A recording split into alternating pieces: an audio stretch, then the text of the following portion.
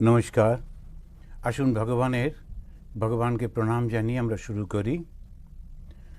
শান্তাকারম ভুজগশয়নম পদ্মনাভম সুরেশম বিশ্বাধারম গগনসদৃশম মেঘবর্ণম শুভাঙ্গম লক্ষ্মীকান্तं কমলনয়नं योगिभिः ध्यानगम्यं वन्दे विष्णुं भवभयहरं सर्वलोकैकनाथम्।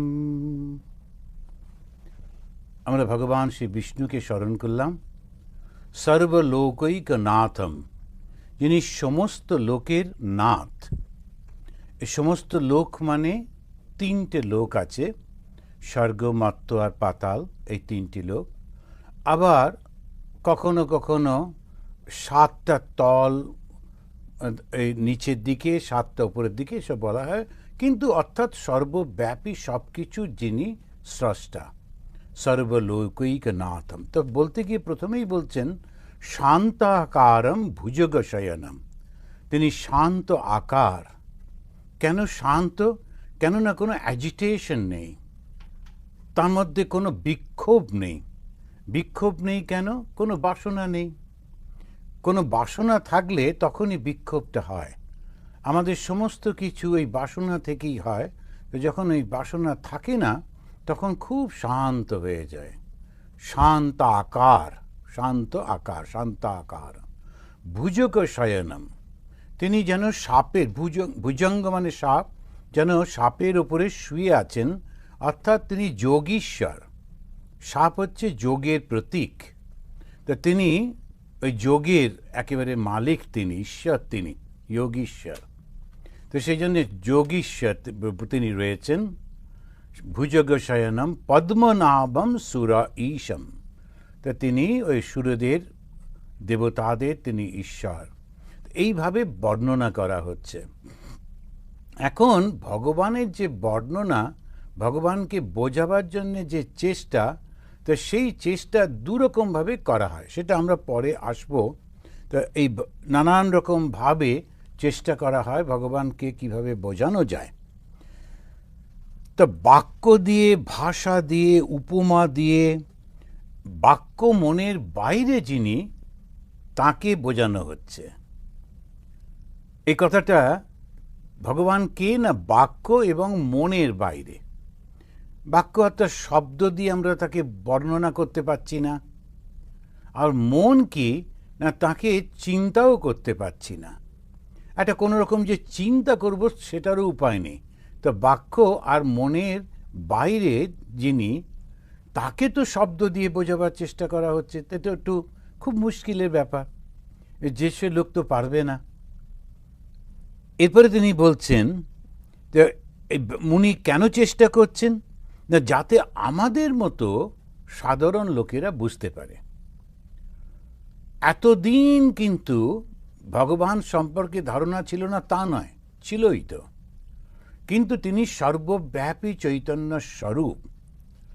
ওম হচ্ছে তার ব্যক্ত স্বরূপ, শব্দ ব্রহ্ম।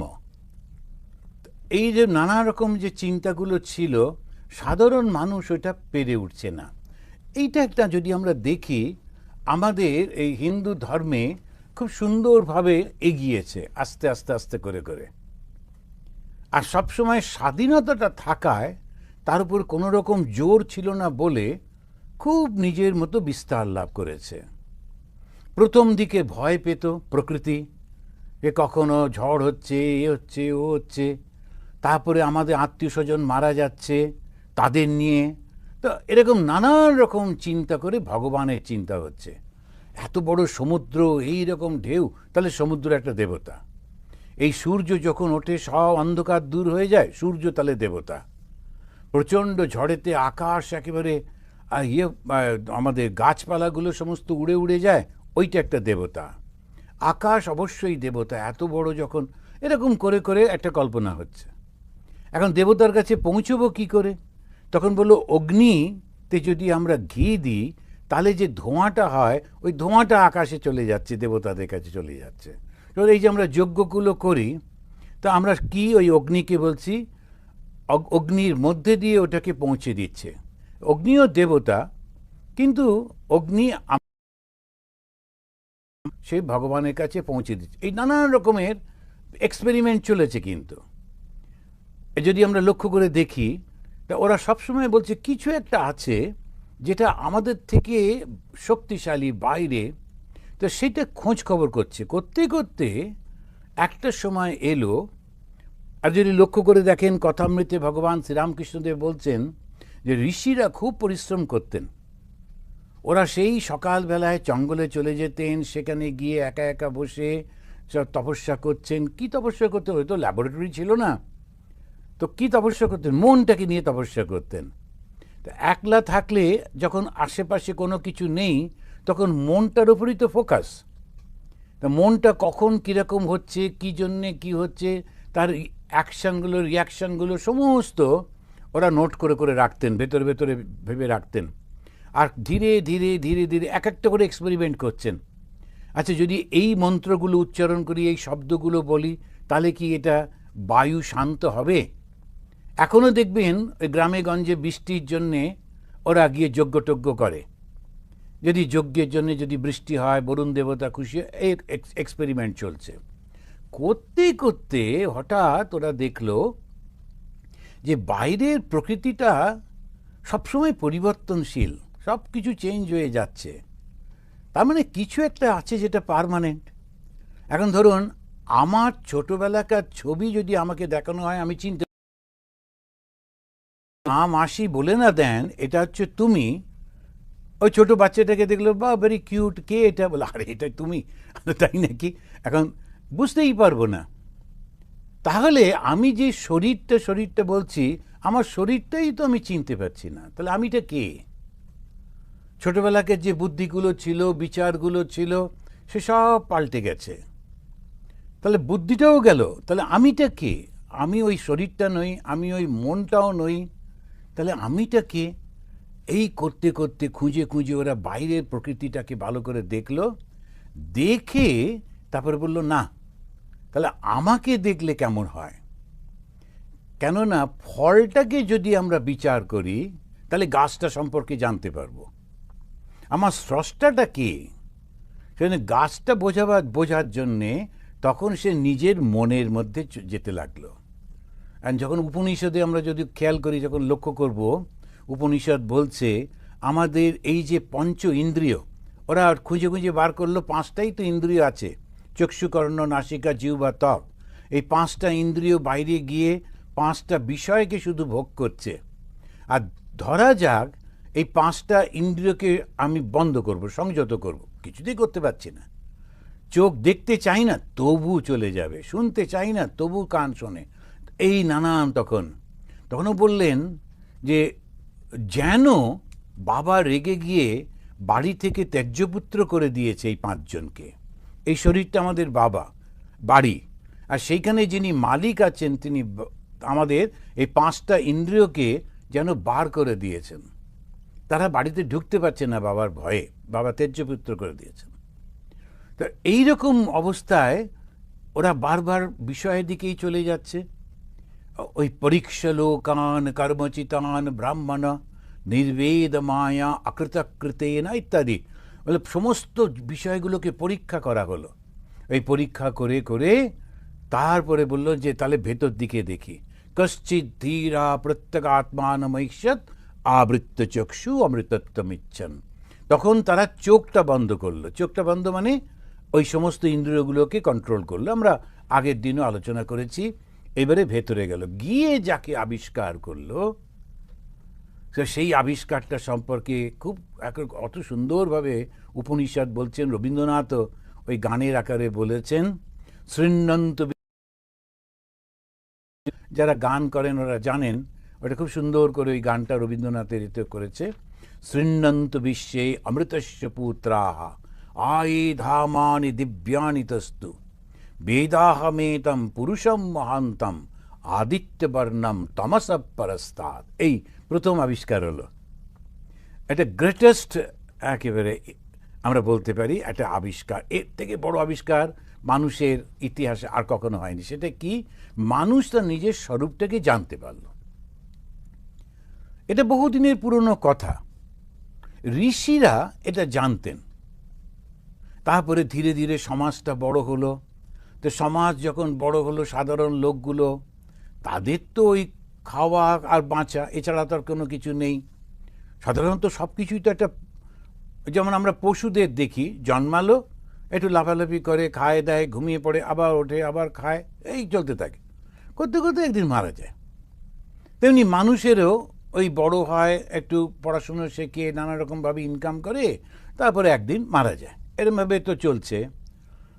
তখন হলো, এর বাইরে কি আর জগৎ নেই নাকি? এটা কোথায় আমরা বারবার বারবার ঘুরছি কেন এর মধ্যে? এই যখন এই চিন্তাটা এলো, তখন ওরা চিন্তা করতে লাগলো এর বাইরে কি করে যাওয়া যায়। সাধারণ লোক যখন এই প্রশ্নগুলো করছে, তখন একটা উপনিষদে আছে, সেখানে একজন সাধারণ মানুষ, তো তিনি অনেক ধনদৌলত হয়েছে, তার সব কিছু হয়ে গেছে, এইবারে তিনি একজন ঋষির কাছে এসেছেন।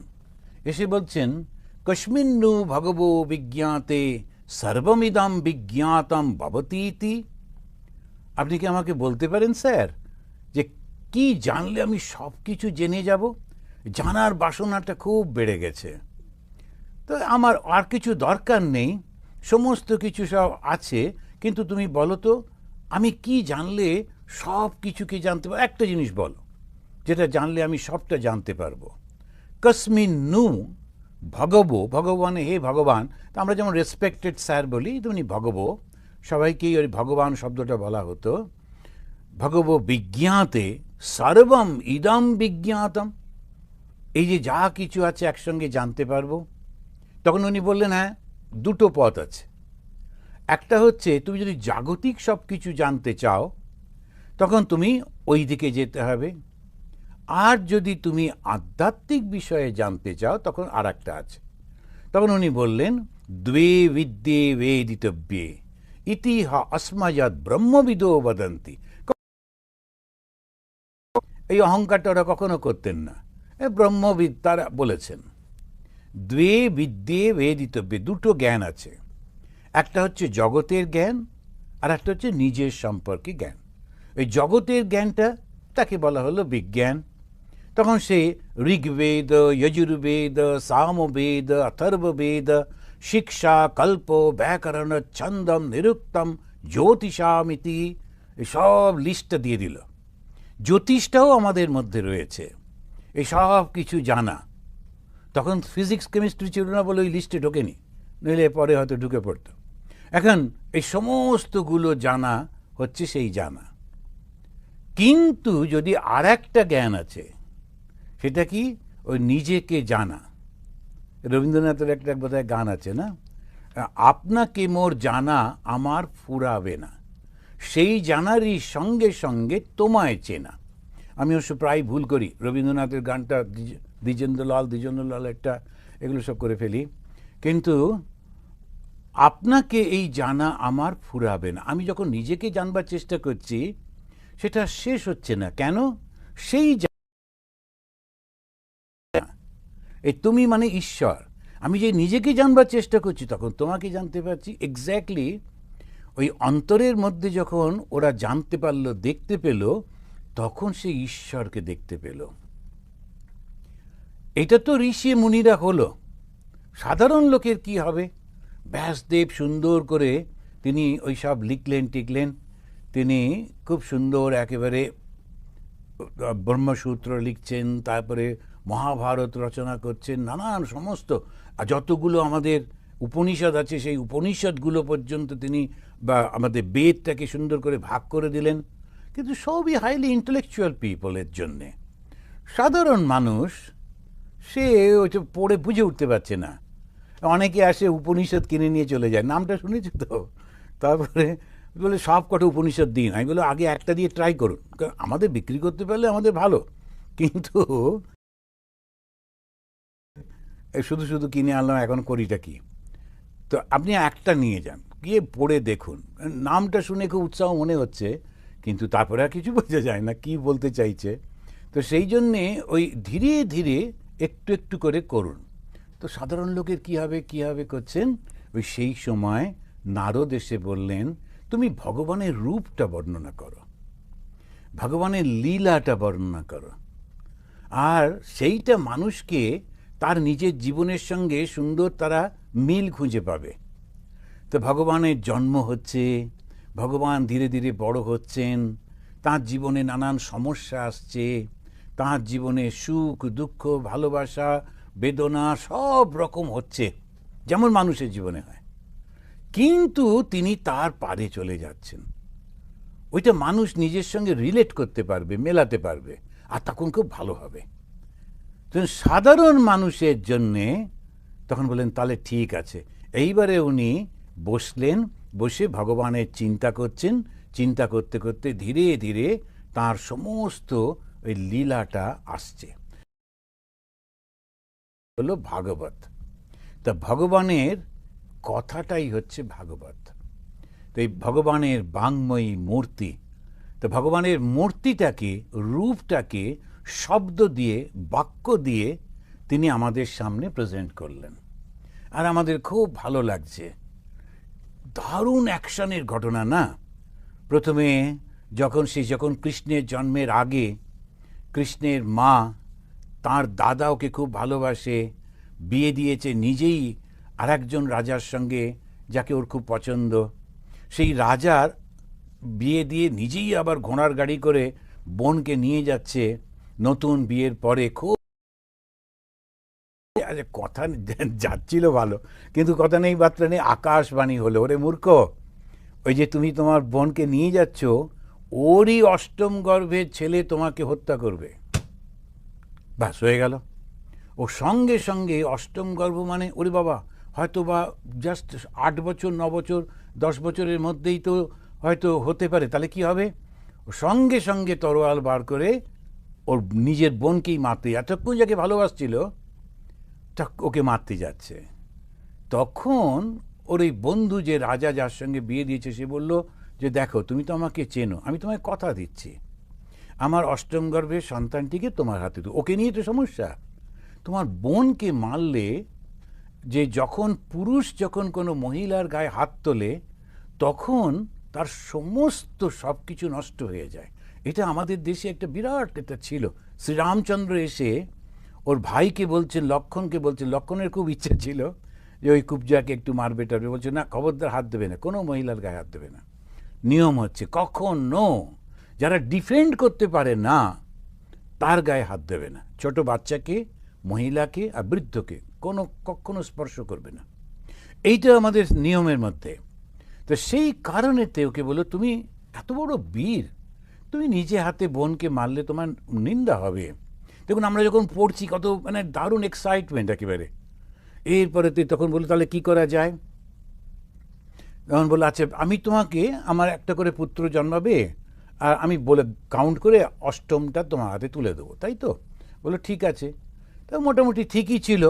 নারদ দেখলে অনেক দেরি হয়ে যাবে, তো গোলমাল হয়ে যাবে সমস্ত, ওর পাপই হবে না, তো পাপ না হলে তো তখন অ্যাজিফ নারদ এসে বললো তুমি কোন দিক দিয়ে কাউন্ট করছো, 1 থেকে 8 না 8 থেকে 1, দুরকমভাবে কাউন্ট হয়। বললো হ্যাঁ তাই তো। এখন প্রথমটাও তো সেই অষ্টম হতে পারে যদি 8-এর পরে যদি উল্টো দিকে কাউন্ট করি। বলে না আমি তোমায় বন্দি করে রাখবো এবং প্রত্যেকটা বাচ্চাকে আমি মেরে ফেলবো, আমি জানি না কোনটা অষ্টম বোঝা যাচ্ছে না, সুতরাং কাউন্টিংয়ে আমি একটু, তাছাড়া ওরা তো একটু যুদ্ধবিদ্যা করতো, অত অঙ্ক টঙ্ক বুঝতো না। বলে না দরকার নেই, যে জন্মাবে তাকেই মারবো। বলে আচ্ছা ঠিক আছে, বন্দি করে রাখলো, একটার পর একটা সন্তানকে হত্যা করছে। আর শিশুকে হত্যা করার মতো পাপ আর হয় না, পাপের বোঝা পূর্ণ হয়ে গেল। এই অষ্টম গর্ভের সন্তান জন্মালেন, স্বয়ং বিষ্ণু মা বাবাকে সাহস দেবার জন্যে তিনি ওই রূপ ধারণ করে বললেন তোমরা একদম ভয় পেও না, আমাকে দেখতে ছোট বাচ্চার মতো বটে কিন্তু আমি বিষ্ণু, তোমরা ভয় পেও না, চলো আমাকে নিয়ে নদী পেরিয়ে যমুনা পেরিয়ে ওই রকম একটা গ্রামে যেখানে একটা মেয়ে জন্মেছে একই সময়, তুমি ওকে নিয়ে এসো আর আমাকে ওখানে রেখে এসো। এইসব চললো গল্প। আমরা ওই সমস্ত 10ম অধ্যায়ে যখন আসব সেই গল্পগুলো আমরা সবাই জানি, কৃষ্ণের গল্প, কি ভাল লাগছে না শুনতে? কতবার শুনেছি, তো এখনো যদি ওর উপর নাটক হয় আমরা রাত জেগে দেখব। কেন কি? এই ভগবানের কাহিনী। আর যদি সুন্দর করে কেউ ব্যাখ্যা করতে পারে, সিনেমা করতে পারে, ছবি আঁকতে পারে, দেখবেন মানুষ একেবারে পাগলের মতো দেখবে। সব থেকে পপুলার সিনেমা ওই যেটা রামায়ণ হলো, মহাভারত হলো ভারতবর্ষে। এমনকি প্রাইম মিনিস্টার মিটিংটার টাইম চেঞ্জ করে দিলেন, না এখনই মহাভারত দেখাবে, এই 1 ঘন্টা পরে দেখব। এই না ভগবানের কাহিনী এত অ্যাট্রাকটিভ যে কিছুতেই সেটা বন্ধ করা যায় না, চাই না চাই ভীষণ। তো ভগবান দর্শন হয়েছে এরকম মানুষ বুঝবো কি করে? তার দিকে মানুষ খুব ছুটে ছুটে যায়, স্বাভাবিকভাবে যায়। ওটা ওকে অ্যাডভার্টাইজ করতে হয় না। অনেকে অনেকে একটু অ্যাডভার্টাইজমেন্ট করে টোরে, তাতে করে খানিকটা, আজকাল তো সব অ্যাডভার্টাইজমেন্টের ব্যাপার। কেউ একটা বেশ সমুদ্রের ধারে বসে আছেন, তিনি পেছন দিক দিয়ে বকটক উড়ে যাচ্ছে, আর তিনি ধ্যান শেখাচ্ছেন, এসব ছবি টবি দিল, লোকেরা ওর কাছে গেল, এটা অ্যাডভার্টাইজমেন্ট। কিন্তু শ্রীরামকৃষ্ণ চুপ করে বসে আছেন দক্ষিণেশ্বরে, একেবারে কোনো কিছু নেই, দলে দলে লোক যাচ্ছে, ওই ঈশ্বর লাভ হয়েছে। তো ঈশ্বর লাভ মানেই একটা প্রচণ্ড আকর্ষণ, আর সেই আকর্ষণে ওর নাম শুনলেই মনে হয় আচ্ছা একটু কি দেখা করে আসি, গেলেই ভালো লাগছে। কেন? ওই প্রকাশ, ওই কৃষ্ণের সেই রকম আমরা দেখব। তো তখন ব্যাসদেব শুরু করছেন, তো স্কন্ধ বলে, প্রথম একটা স্কন্ধ, তারপরে অধ্যায়, তারপরে হচ্ছে শ্লোক। তো যখন নাম্বারিংটা করে তখন হচ্ছে আমরা যেটা আজকে পড়ব 1-1-1, তা প্রথম স্কন্ধ, তারপরে প্রথম অধ্যায়, এবং তারপরে 1 নম্বর শ্লোক। আমি একটু ভেঙে ভেঙে বলছি। জন্মাদি অস্য যতো অন্নয়াত ইতরত অর্থেষু অভিজ্ঞাস্বরাট তেনে ব্রহ্মহৃদায় আদিকবয়ে মুহ্যন্তি যৎ সূরয়ঃ তেজো বারি মৃদাম যথা বিনিময়ো যত্র ত্রিসর্গো অমৃষা ধামনা স্বেন সদা নিরস্তকুহকম সত্যম পরম ধীমহি। এই লাস্ট শব্দটাই খুব ইম্পর্টেন্ট, সত্যম পরম ধীমহি। তো ধীমহি মানে ধ্যান করি। সে ধ্যান কার উপরে করছি? সত্যম, সত্যের উপরে। আর যিনি পরম, পরম মানে চরম, পরম মানে শ্রেষ্ঠ, ওর উপরে আর হয় না। পরম মানে সমস্ত ভগবানের মধ্যে শ্রেষ্ঠ তিনি, ঈশ্বরের মধ্যে শ্রেষ্ঠ তিনি। আর তিনি কীরকম? সত্য। সত্য মানে কি?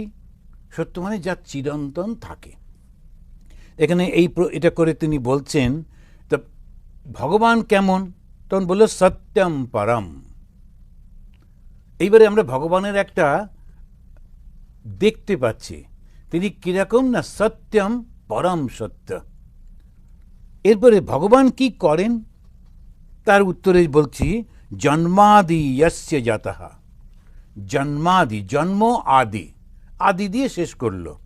তোমাদের এই সংস্কৃত পড়াতেন যিনি আমাদের ট্রেনিং সেন্টারে বেলুর মঠে, ওই মহারাজ বলতেন ঋষিরা ভীষণ কৃপণ ছিল, একটা শব্দ যদি কমাতে পারতো সেন্টেন্স থেকে ওদের পুত্র লাভের আনন্দ হতো। কিছুতেই একটু ভেঙে ভেঙে বললে আমাদের কত সুবিধে না, ওখান থেকে ওই একেবারে করে, কেননা একটা শব্দের মধ্যে দিয়ে এতটা ব্যাখ্যা তো হলো, আমাদের যে প্রাণ বেরোয়। কেন কি এখন একটু ছোট ছোট ভেঙে ভেঙে বললে কত সুবিধে হতো, কিন্তু শুনবে না। তিনি বলছেন আমরা পড়েছিলাম মহারাজ এত জড়িয়ে মড়িয়ে লিখেছে কেন? তো উনি বলছেন যে ঋষিদের যখন একটা শব্দ বাদ দিলে পুরো মিনিংটা থেকে যাচ্ছে, ওদের পুত্র লাভের আনন্দ হতো। তো আমাদের এখন তো সেটা হলো, কিন্তু আমাদের এখন এই কষ্টটা। তো এখন এইখানেতে তিনি বলছেন ভগবান কি করেন?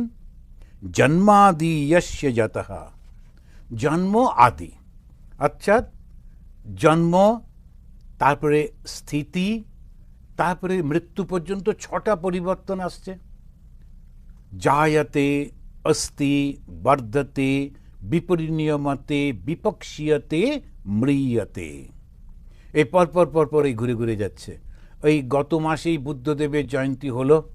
সেই বুদ্ধ জয়ন্তীতে বুদ্ধদেব ওই 3টে জিনিস দেখেই সংসার ত্যাগ করবেন বলে ঠিক করলেন। এখানে তেমনি ওই বেদান্তবাদ চক্র আছে। জায়াতে জন্মালো, অস্থি তখন সে থাকে, নিজে কিছু করতে পারে না, তো ছোট্ট বাচ্চা, এবারে ওর মা ওকে যেমন করে খাওয়াবে, যেখানে রাখবে ওইভাবেই থাকে। বর্ধতে একটু বড় হয়, এবার নিজের পায়ে হাঁটতে শেখে। বিপরিণীয়মতে ধীরে ধীরে তার পরিবর্তন আসছে, শারীরিকভাবে মানসিকভাবে। বিপক্ষীয়তে এবারে ক্ষয় আসছে, নানান রকম সমস্ত, এবারে আমাদের নানান শরীর তো আস্তে আস্তে করে ক্ষয় হয়ে যায়, এবং একদিন ম্রিয়তে। এই 6টা পরিবর্তন, জন্ম থেকে মৃত্যুর মধ্যে আরও 4টে পরিবর্তন রয়েছে, টোটাল 6টা। এখন ইনি বললেন জন্মাদি, জন্ম আদি, ব্যাস হয়ে গেল, বাকিগুলো তোমরা বুঝে নাও, অত বোঝাবার সময় নেই। সেই জন্যে উনি বললেন জন্মাদি বলে ছেড়ে দিচ্ছেন। তো ভগবান কি করেন? এই যে জন্ম, সৃষ্টি স্থিতি লয় ইত্যাদি করছেন, আর তো কেউ করতে পারেন না। সৃষ্টি কি সত্যি বস্তু? এবারে একটা প্রশ্ন হলো, সৃষ্টি তিনি যদি করলেন এবং সেটা যদি সত্যি হয়, তাহলে একটা সমস্যা আছে। কি সমস্যা? না, তখন দুটো জিনিস দাঁড়িয়ে যাচ্ছে। একটা হচ্ছে ভগবান, যিনি কখনো পরিবর্তন হন না, আর একটা তার সৃষ্টি।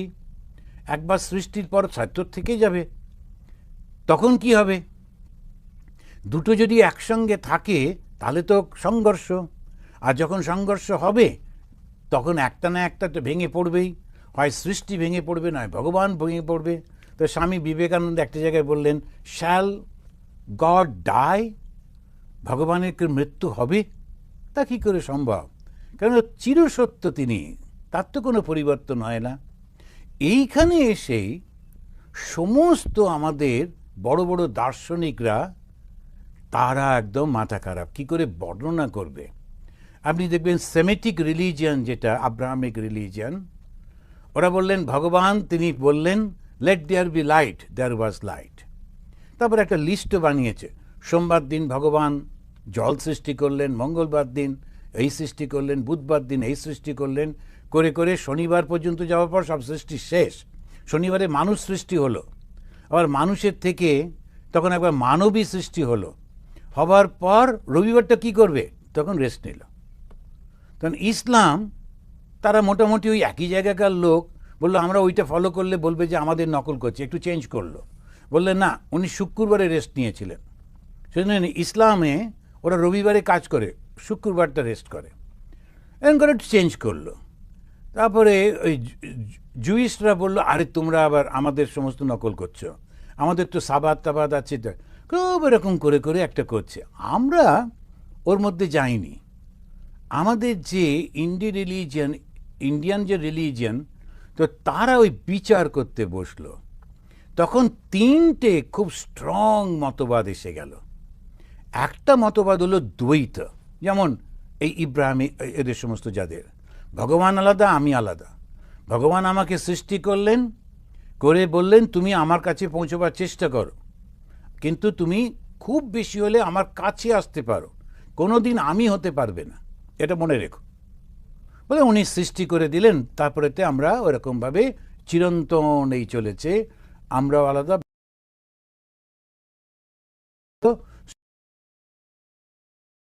চালুক্য ইত্যাদি আপনি দেখবেন বৈষ্ণবরা যখন ব্যাখ্যা করে, ওরা বলবে যে ভগবানের কাছাকাছি যাওয়া যায়, গিয়ে সারূপ্য, ভগবানের মতো রূপ পাওয়া যায়, ভগবানের এইটা পাওয়া যায়, ওইটা, কিন্তু ভগবান হতে পারবে না, এটা না, এটা সম্ভব না, ওটা ব্লাসফেমি।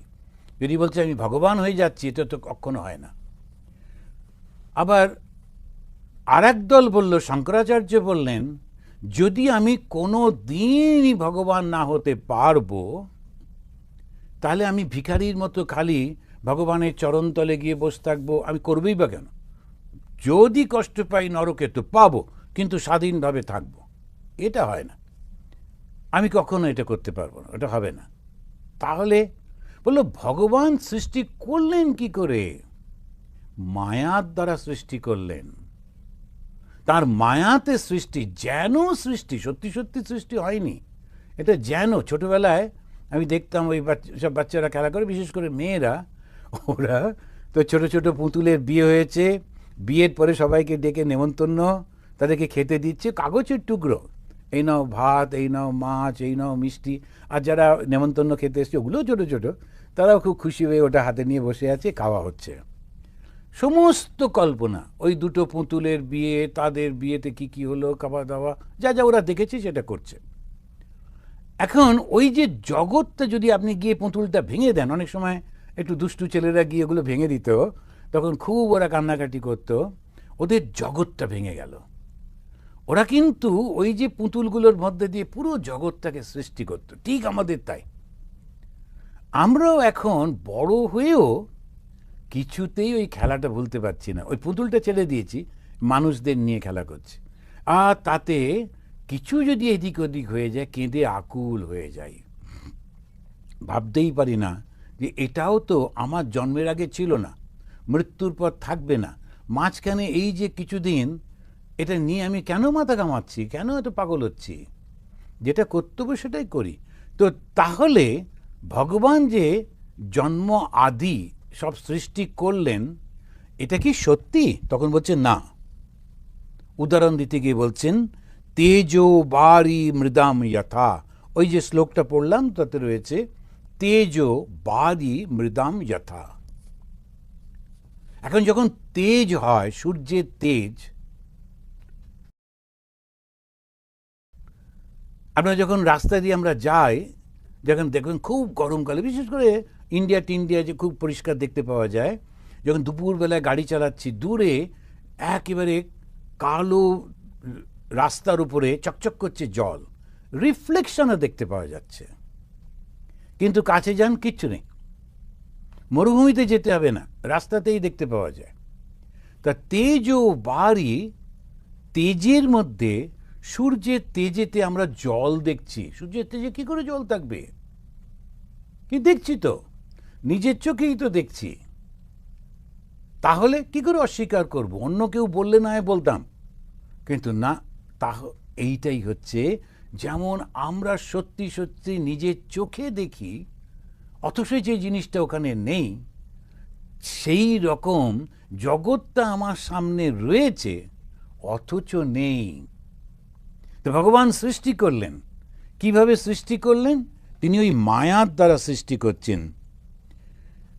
ভগবানকে নিজেই সৃষ্টি করেছেন। তেনে ব্রহ্মহিদা এ আদি কবয়ে। এখন ঈশ্বর তিনি যদি নিজেই স্রষ্টা হন, তাহলে একটা সমস্যা আছে। সেই জন্য তিনি কি করলেন? একটা এজেন্টকে ধরলেন, সে করছে এগুলো সব ফিলোসফিক্যালি। এজেন্টটাকে ব্রহ্মা, আকে বলা হয় হিরণ্যগর্ভ। প্রথম একেবারে ব্রহ্মাকে সৃষ্টি করলেন। আর ব্রহ্মা সৃষ্টি করবে কি করে? তখন ওর মধ্যে জ্ঞান দিলেন। ওই জন্য দেখবেন যে আপনারা ব্রহ্মার মূর্তি খুব একটা বেশি দেখা যায় না, কিন্তু তবু আপনারা জানেন ব্রহ্মার 4টে মুখ।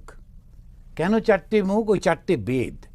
সত্যি সত্যি 4টে মুখ হয় না, কিন্তু আমরা ওই এমনভাবে বলা হয় যখন মানুষটা যেন 4টে মুখ রয়েছে। 4টে মুখ নিলে শোবে কী করে? এরকম তো হবে না। তো সেখানে ও সব সময় ওটা কল্পনা করতে হয় যে আসলে 4টে বেদ, পুরো বেদটা ওর মধ্যে। আপনারা অনেকেই জানেন, আমি বহু জায়গায় বলি, চতুর্বেদী বলে ইন্ডিয়াতে একটা বলে না লোকেদের, যে চতুর্বেদী। তিনি হচ্ছেন শ্যামাপদ চতুর্বেদী। এই চতুর্বেদী মানে 4টে বেদ মুখস্থ থাকত। তারপরে দেখবেন ত্রিবেদী, একটু ইউপির দিকে দিকে এগুলো খুব বেশি পাওয়া যায়। ত্রিবেদী মানে 3টে বেদ মুখস্থ করে রাখত। তারপরে দ্বিবেদী, 2টো বেদ মুখস্থ থাকত। আর শুধু বেদী, কৃষ্ণ সিং বেদী আমাদের সময় খুব ভালো ক্রিকেটার ছিলেন, ক্যাপ্টেনও ছিলেন। তখন ওই যে বেদী, তা তিনি একটা বেদ মুখস্থ করতো। ওগুলোকে হলো একটা বেদ মুখস্থ করতেই প্রাণ সম্মান দিত না। দ্বিবেদী, ত্রিবেদী, চতুর্বেদী। এখন তো শুধু টাইটেলটাই রয়েছে, সে তো কিছু জানেই না বেদ কাকে বলে। তো চতুর্বেদী হচ্ছেন ব্রহ্মা, 4টে বেদ তার মুখস্থ। বেদ মানে জ্ঞান, আর সেই জ্ঞান থেকেই তো সৃষ্টি। আপনি যেটা সৃষ্টি করবেন, জ্ঞান না থাকলে সৃষ্টি করবেন কি করে?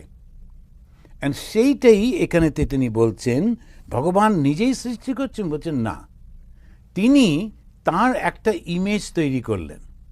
প্রথম সে হচ্ছে হিরণ্যগর্ভ, একটা নাম দেওয়া হলো, এবং গর্ভ থেকে সৃষ্টি হয়, এটা হচ্ছে যেন সোনার গর্ভ, হিরণ্যগর্ভ। আর তার আরেকটা নাম দেওয়া হলো ব্রহ্মা, ব্রহ্মণ নয়, ব্রহ্মা। এই ব্রহ্মা তার মধ্যে জ্ঞানকে দিল, তিনি নিজে নিজে তো জ্ঞান নিতে পারেন না, তখন তিনি ভগবান তার মধ্যে জ্ঞানটা দিয়েছেন। আবার প্রশ্ন করছে, কই আমরা তো কোনো জায়গায় খুঁজে পাচ্ছি না, কোনো স্ক্রিপচারে লেখা নেই যে কখন তিনি ব্রহ্মাকে বেদ শিক্ষা দিয়েছিলেন, ব্রহ্মা কবে জন্মালো, কারণ বলছেন না, সেরকম না, তিনি তার মন থেকেই ব্রহ্মার মধ্যে জ্ঞানের সঞ্চার করে দিলেন। এই জ্ঞানের সঞ্চার করছেন, যেমন ভগবান শ্রীরামকৃষ্ণদেবের কাছে একটি ছেলে এসেছিল, তার নাম ছিল লাট্টুরাম, বিহারি ছেলে। সে, যারা আপনারা শ্রীরামকৃষ্ণদেবের জীবনী তো পড়েছেন, তো সে এসে লাট্টুরাম, ঠাকুর ওকে শেখাতেন, অওয়া শেখাচ্ছেন, ঠাকুর নিজে স্কুলে যান শেখাতে গিয়ে, আর হিন্দিতে অটাকে ওরা একটু আ মতো করে উচ্চারণ করে। তা ঠাকুর যত বলছেন অ বল, ও বলছে আ, তো বলছে আরে অকেই আ বলবি তো আকে কি বলবি, তো অকারে আকার দিয়ে বসে আসছিস কেন, জাগিয়ে যাক, তোকে পড়তে হবে না, কিন্তু তোর ব্রহ্মজ্ঞান হবে। এই যে তিনি, সেই লাট্টুরাম যে অকে আ বলছে, সে একটা শব্দ পড়তে পারতো না, তার মধ্যে ব্রহ্মজ্ঞান দিয়ে দিলেন। কিভাবে? ওই মন থেকে ট্রান্সমিট করছেন জ্ঞানটা। তেমনিভাবে আদি কবয়ো, আদি কবি, কবি মানে যিনি দেখতে পান, দ্রষ্টা, তার মধ্যে ওই জ্ঞানটা দিয়ে দিচ্ছেন। ভগবান বেদ কোথায় পেলেন? একটা একটা করে প্রশ্ন করছে। আচ্ছা বেশ, বুঝলাম, ভগবান একজনকে দিয়ে সৃষ্টি করছেন, সেই ও কি করে? ভগবান নিজেই সৃষ্টি করেছেন। ওর জ্ঞানটা কি করে এলো? ভগবান ওর মনের মধ্যে জ্ঞান দিয়েছেন, ওকে ছোটবেলায় স্কুলে গিয়ে সব শিখতে হবে না, ওর মধ্যে ভগবানই তার মন থেকে তার মধ্যে জ্ঞানটা দিয়ে দিলেন। আচ্ছা, এই পর্যন্ত হলো, ভগবান জ্ঞানটা কোত্থেকে পেলেন? তখন দেখুন কিরমভাবে, এই হচ্ছে হিন্দু ধর্ম, কিছুতেই বিশ্বাস করতে চায় না, প্রশ্ন করে করে করে করে তারপরে তো সেই বিশ্বাস করে। তখনও বলছেন অভিজ্ঞ সরাট। ভগবান সম্পর্কে যখন বললো ভগবান এই জ্ঞানটা কোথায় পেলেন, তখন বলছেন অভিজ্ঞ সরাট। অভিজ্ঞ সরাট মানে তার স্বতঃসিদ্ধ জ্ঞানবান। অভিজ্ঞ মানে হচ্ছে জ্ঞানবান, স্বরাট স্বতঃসিদ্ধ, নিজের থেকেই তার ওই জ্ঞান, তাকে বাইরে থেকে দিতে হয় না। এরকম প্রমাণ কি হয়? ভগবান শ্রীরামকৃষ্ণদেব, তিনি কোনোদিন পাঠশালায় যেতেন বটে, কি এত গল্প করতেন ওখানে গিয়ে, আর এত সুন্দর গল্প বলতে পারতেন, বসে গল্প শুনতো। তখন ওইখানেতে পাঠশালার পণ্ডিত বললেন, গদাই তোকে আর আসতে হবে না, কারণ একই পাঠশালায় দুটো পণ্ডিত থাকলে কি করে হয়, তুই বরং অন্য জায়গায় খেলা কর। গদাই খুব খুশি হয়ে, ও পাশেই একটা আম বাগান ছিল, ওখানে গিয়ে খেলতে লাগলো। কিন্তু জ্ঞানের অভাব হলো না। সেই জ্ঞান কোত্থেকে এলো? নিজের ভেতর থেকে। একটু বই পড়লেন না। তার জন্যে শিক্ষিত লোকেরা এসে তোকে, যেমন বঙ্কিমচন্দ্র চট্টোপাধ্যায় এসে বলছেন, তা কি করে হবে, কোনো বই না পড়ে জ্ঞান হয়ে গেল? বঙ্কিমচন্দ্র চট্টোপাধ্যায় ভাবতেই পারছেন না যে ভেতর থেকে যে জ্ঞান হয়। তখনকার দিনে বিখ্যাত জ্ঞানী এবং পণ্ডিত বক্তা, একেবারে সারা পৃথিবী তার কথা মানত, দারুণ বক্তা ছিলেন তিনি। তো কেশবচন্দ্র সেন, তিনি ঠাকুরের কাছে এসে একেবারে হাত জোড় করে তার কাছে বসলেন। কেশবের ওই জ্ঞান, ওই বক্তৃতা আর কিছুই, সবাই বলতো when Keshab speaks world listens. Keshab যখন কথা বলে সবাই শোনে। পরবর্তীকালে কথা হলো when Sri Ramakrishna speaks Keshab listens. এখন এইটাই হচ্ছে যখন সরাট, তিনি হচ্ছেন ভেতর থেকে জ্ঞান, শাস্ত্রে বলে দিল, আর কোনো প্রমাণ যদি না থাকে, তাই এই অবতাররা আসেন। ওই শাস্ত্র বাক্য শ্রীরামকৃষ্ণ মা শারদা আসছেন নিরন্তর কুহকম। তাহলে সৃষ্টি করছেন কি করে? তিনি বলছেন নিরন্তর কুহকম। শুধু তাই নয়, ভগবান তিনি তো সৃষ্টি করছেন ভেতরের জ্ঞান, আর তারপরে বলছেন স্বেন ধামনা। আপনাদের কাছে যদি ওই বইটা থাকে তখন দেখবেন ওই বইটা প্রথম শ্লোকটাতে ধামনা, স্বেন ধামনা, নিজের তেজ থেকে। এ ধামনা হচ্ছে তেজ, নিজের তেজ থেকে।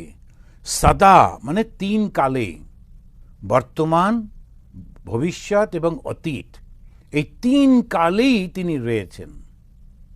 সেই জন্যে এটা বলছেন সদা। তারপরেই কথাটা যেটা এলো নিরন্তর কুহকম। কুহক, কুহকটা আমরা জানি মায়া সৃষ্টি করছেন। ওই যে আমরা বাংলায় বলি কুয়াশা, কুয়াশা মানে ওই কুহক থেকে, যেটা আমরা দেখতে পাই না, সব রয়েছে কিন্তু দেখতে পাচ্ছি না, কেননা কুয়াশা হয়েছে বলে। নিরস্ত্র কুহকম, মায়া এই কপটতাহীন, তার মধ্যে মায়া নেই। অন্য সবার মধ্যে মায়া রয়েছে, কিন্তু ভগবানের মধ্যে মায়া নেই। আবার শ্রীরামকৃষ্ণ ছাড়া গতি নেই, এত সুন্দর করে উনি সব বুঝিয়েছেন। তখন বলছেন আচ্ছা, ভগবান তিনি জগৎটাকে সৃষ্টি করলেন কি করে? মায়া দিয়ে। মায়াটা কি? একটা ভয়ঙ্কর শক্তি।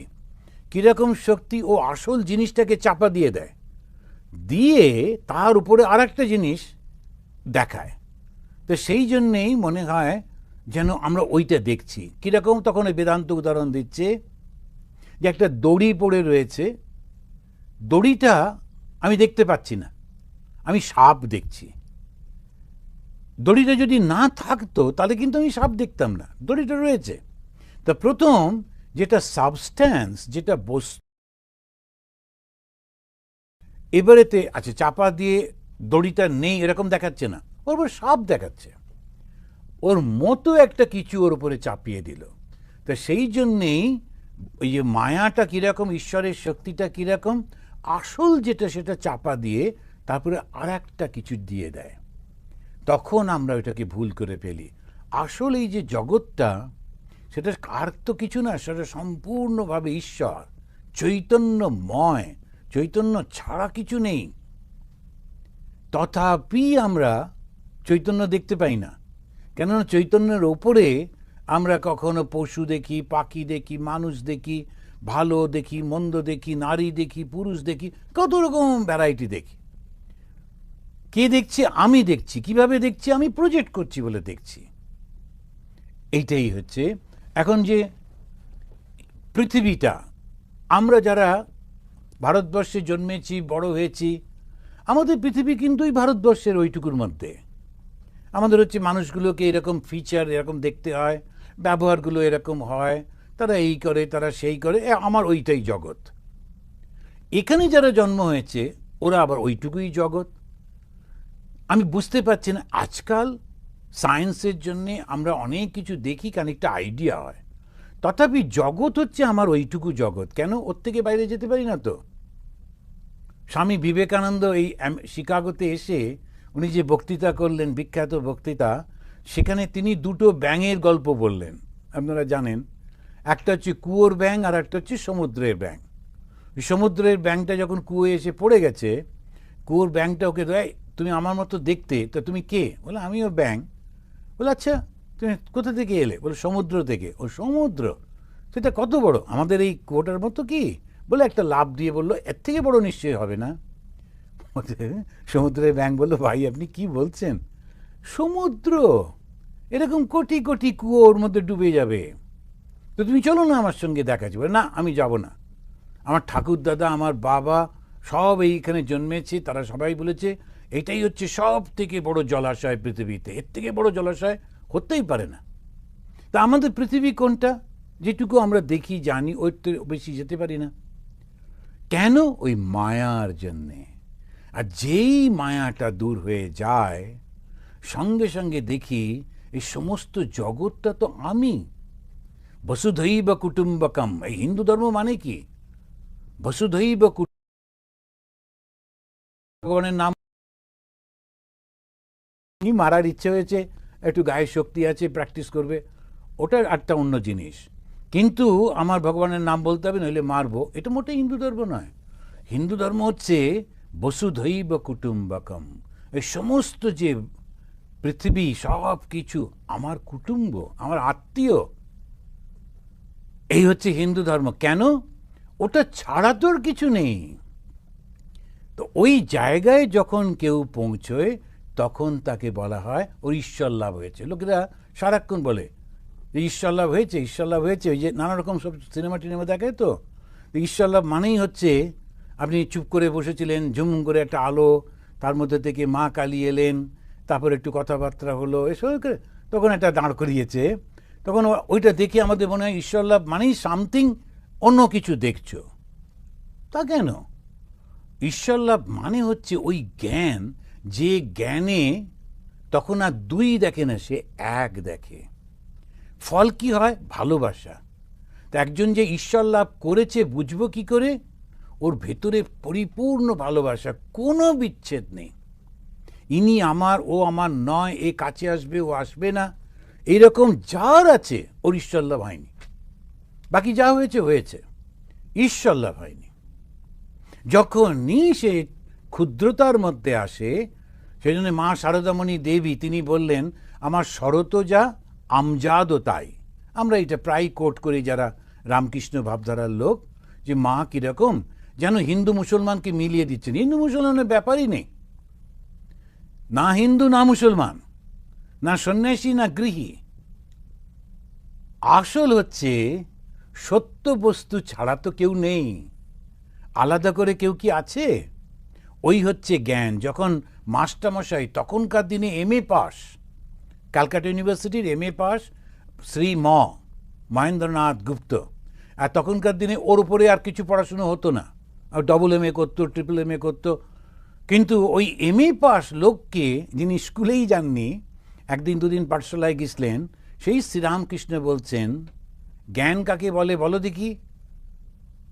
উনি তো অবাক যে জ্ঞান না, জানার নাম জ্ঞান, বহুকে জানার নাম অজ্ঞান। ওই যে সেই লোকটা আমরা উপনিষদে পেলাম, সে এসে জিজ্ঞেস করছে, কস্মিন্নু ভগবো বিজ্ঞাতে সর্বমিদম বিজ্ঞাতম, কি জানলে সব জানা হয়ে যায়? ওই এককে জানলে সব জানা হয়ে যায়, আর বহুকে জানলে তখন দুঃখ। তো এইখানে তিনি বলছেন ধীমহি, তাই তো তার ধ্যান করি। তা ভগবানকে ধ্যান করব কেন?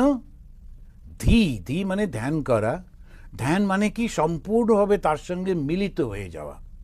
যখন আমরা ভগবানের ধ্যান করি, তো দেখবেন গুরুদেবরা শেখাচ্ছেন যে তুমি ভগবানের সঙ্গে মিলিত হয়ে যাচ্ছ। ওই ধীমহি সম্পূর্ণভাবে ট্রান্সফর্ম হয়ে যাচ্ছে, আমরা তার ধ্যান করি।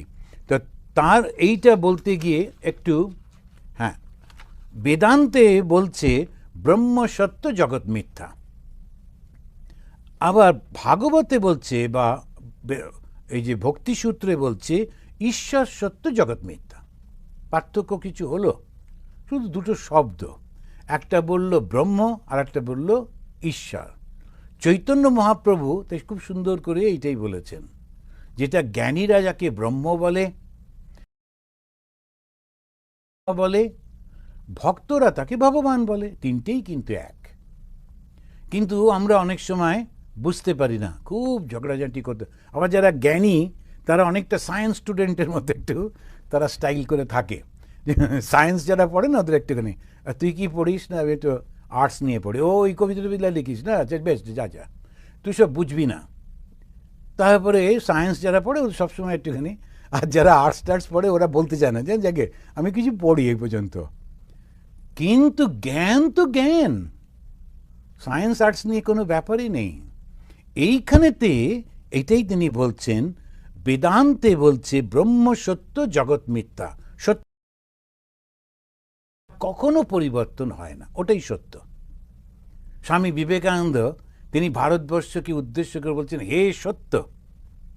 তা ভারতবর্ষের তিনি জিওগ্রাফিক্যাল বাউন্ডারিটাকে বলছেন না, কিন্তু ও তো চেঞ্জ হয়েছে কত।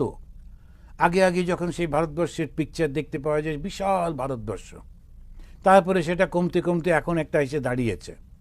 আবার ঝগড়াঝাঁটি করে যদি টুকরো টুকরো হয়, সেটা আবার একটা হবে। কিন্তু আসলে ভারতবর্ষ কোনটা? ভারতবর্ষের মধ্যে যে জ্ঞানটা লাভ হয়েছে, ভারতবর্ষে সে সুন্দর যে নদীগুলো, যার তীরেতে খুব সহজেইতেই ফসল ফলাতে পারত যে মানুষগুলো, তাদের মধ্যে থেকে কেউ কেউ ঋষি মুনি, তারা যে সত্য আবিষ্কার করলেন, সেটা একের জ্ঞান। তাই সেই জ্ঞানটাকেই স্বামীজি বলছেন হে সত্য। ওই জিওগ্রাফিক্যাল কান্ট্রিটাকে তিনি বলছেন না। তাহলে মিথ্যা কোনটা? যা সব সময় পরিবর্তন হয়। এবারে যদি চোখ বুজে জিজ্ঞেস করি নিজেকে কি কি পরিবর্তন হয়েছে, প্রথম নিজের দিকে তাকিয়ে দেখুন, সব পরিবর্তন হয়ে গেছে। আমি একটা বাড়িতে গেছিলাম, দারুণ সুন্দর দেখতে একজন ভদ্রলোক, আর তার চুলগুলো খুব স্পেশাল, গ্রাম কুকড়ে কুকড়ে কুকড়ে একদম, মাথা খুব সুন্দর। তা আমি বললাম, আমিও একটু বোঝা উচিত ছিল, তো আমি ওকে ভদ্রলোককেই জিজ্ঞেস করছি, এটা কার ছবি, খুব সুন্দর চুল? বলছে মহারাজ এককালে আমিই ছিলাম। তখন তোর মাথাতেই খুব সুন্দর চুল ছিল, এখন একটা চুল নেই। এখনও বেচারি শুধু ছবিটা টাঙিয়ে রেখে দিয়েছে, আর এখন কেউ এলে জিজ্ঞেস করতে বলতে হয় যেটা আমি। এখন ভেবে দেখুন তো, আমাদের কী যে পরিবর্তন, কত রকমের পরিবর্তন, নিজেই বুঝতে পারছি না, অথচ বুকের হাত দিয়ে আমি আমি আমি করছি। এইটাই হচ্ছে মিথ্যা। সব সময় যে জিনিস,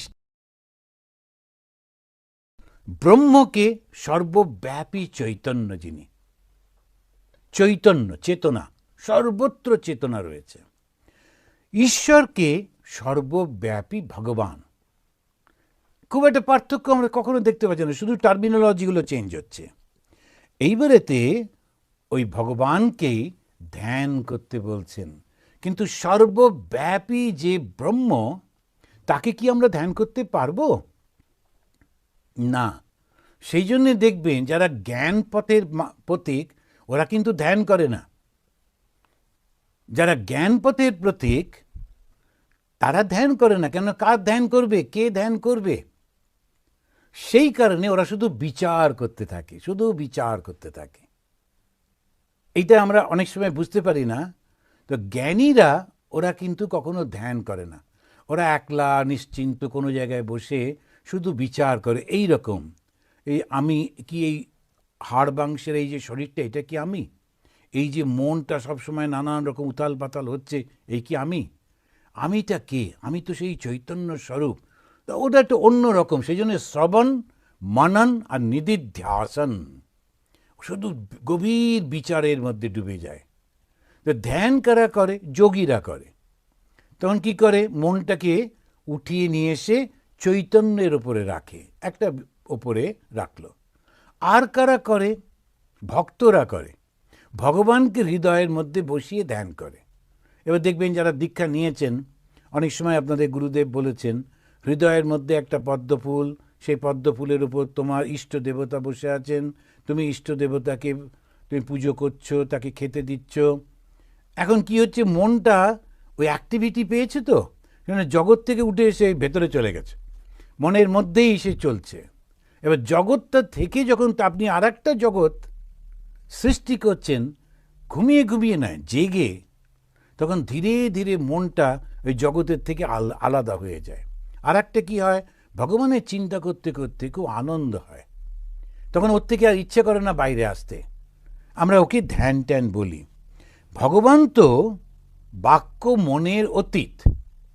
তাহলে এইবারে আর একটা প্রসঙ্গ আসছে, হয়তো পরের দিনে বলবো বা আজকে একটু বলে দিই। সেটা হচ্ছে ভগবানের সঙ্গে যখন ইন্ট্রোডিউস করিয়ে দিচ্ছে, ভগবানকে জানিয়ে দিচ্ছেন, এগুলোকে লক্ষণ বলে। লক্ষণ একটা শব্দ। তাই লক্ষণটা কি? দু রকমের লক্ষণ আছে। একটা হচ্ছে তটস্থ লক্ষণ, আর একটা হচ্ছে স্বরূপ লক্ষণ। লক্ষণ কাকে বলবো? যে আমি যাকে নির্দেশ করতে চাইছি তার উপরে আমি আর একটা কিছু চাপিয়ে দিয়ে বর্ণনা করি, কিন্তু যেটা চাপিয়ে দিয়ে বর্ণনা করলাম সেটা ওর সঙ্গে থাকে না, শুধু বোঝাবার জন্যে ওই রকমভাবে বলি। যেমন একজন বাবা তার ছেলেকে নদী দেখাচ্ছে, নদীটা একটু দূরে, ছোট ছেলে বুঝতে পারছে না, তখন উনি বললেন, তুমি ওই বড় তাল গাছটা দেখতে পাচ্ছ? বলে হ্যাঁ। এবারে তাল গাছের মাথাতে পাখি টাকিগুলো বসে, হ্যাঁ দেখতে পাচ্ছি। এবার নাবো আর একটু করে তাল গাছ দিয়ে নেমে নেমে দেখো তো গোড়াতে ওই যে জল বয়ে চলেছে, ওই হচ্ছে নদী। তো তাল গাছটাকে প্রথমেই দেখালেন, তাল গাছ কিন্তু চেনাতে চাইছেন না, চেনাতে চাইছেন নদীটাকে, কিন্তু সাহায্য নিলেন তাল গাছে। একে বলেন তটস্থ লক্ষণা। সেই এমন একটা জিনিস যখন আমরা অন্য সাহায্য নিয়ে লক্ষ্যেতে পৌঁছে যাচ্ছি, তটস্থ লক্ষণ। ভগবানকে কি বললেন? তিনি সৃষ্টি স্থিতি প্রলয় করেন। তা সৃষ্টি স্থিতি প্রলয় কি অন্য কেউ করতে পারে? আর তো কেউ পারে না, তাহলে ভগবানই পারেন। কিন্তু সৃষ্টি স্থিতি প্রলয়টাই তিনি না, তিনি তার বাইরে। ওই যে তাল গাছটাই কিন্তু নদী না, তাল গাছটা নদীর বাইরে। এইভাবে কি আমরা আমাদের মনটাকে ভগবানের কাছে নেওয়া যায়। আমরা সৃষ্টি সম্পর্কে জানি, আমরা মৃত্যু সম্পর্কে জানি, আমরা বেঁচে থাকাটা বুঝতে পারি। আমরা মনটা ওই ভগবানের কাছে গিয়ে তখন কিন্তু সৃষ্টি স্থিতি প্রলয়ের ব্যাপারটা থাকছে না, তখন থাকছে ওই ক্রিয়েটার বা ভগবান। তো এইটাকে বলা হচ্ছে তটস্থ লক্ষণ। আর একটা হচ্ছে স্বরূপ লক্ষণ। এই স্বরূপ লক্ষণটা কি? যে লক্ষণ লক্ষ্য বস্তুকে অন্যের থেকে পৃথক করে, কিন্তু সর্বদাই সেই লক্ষ্যের সঙ্গে যুক্ত হয়ে থাকে, তাকে বলে স্বরূপ লক্ষণা। যেমন ভগবান সৎ চিৎ আনন্দ স্বরূপ। তিনি সৎ মানে চিরস্থায়ী, চিৎ মানে জ্ঞানস্বরূপ, আর আনন্দ। এই সচ্চিৎ আনন্দ, এই তিনটে গুণ সবার মধ্যে থাকে না, যার মধ্যে থাকে তিনি ভগবান। কিন্তু ওই সচ্চিৎ আনন্দ ভগবানের থেকে বিচ্ছিন্ন হয়ে যান না, ওই রকমভাবেই থাকেন।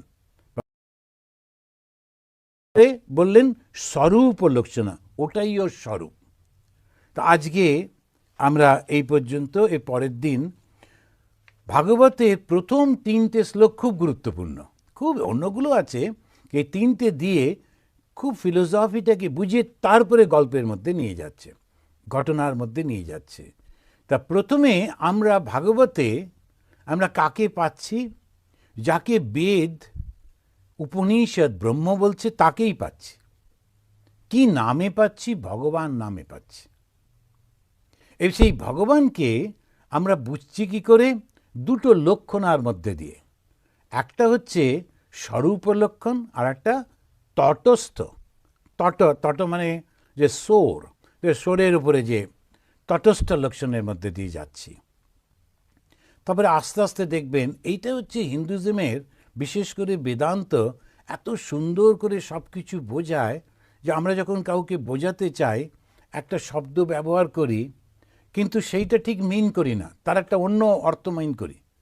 কিন্তু যেমন আমরা যখন হর্স রেস হয়, তখন একজন এসে বলল কালোটা যা দৌড়, কালো কি করে দৌড়বে? কালো তো একটা রং। আসলে কিছু বলল, যাকে বলল সেও বুঝে, কিন্তু আসলে যখন আমরা অর্থটা বুঝতে যাচ্ছি, ঘোড়াকে বলল কালো। সচিন যখন ছক্কা মারলো, 6 মারলো, তখন পুরো স্টেডিয়াম উঠে দাঁড়ালো। স্টেডিয়াম কি করে দাঁড়াবে? ও তো কাঠের বা লোহার। আসলে স্টেডিয়ামে বসে থাকা লোকগুলো উঠে দাঁড়ালো। তো এইভাবে লক্ষণগুলো বলা হয়।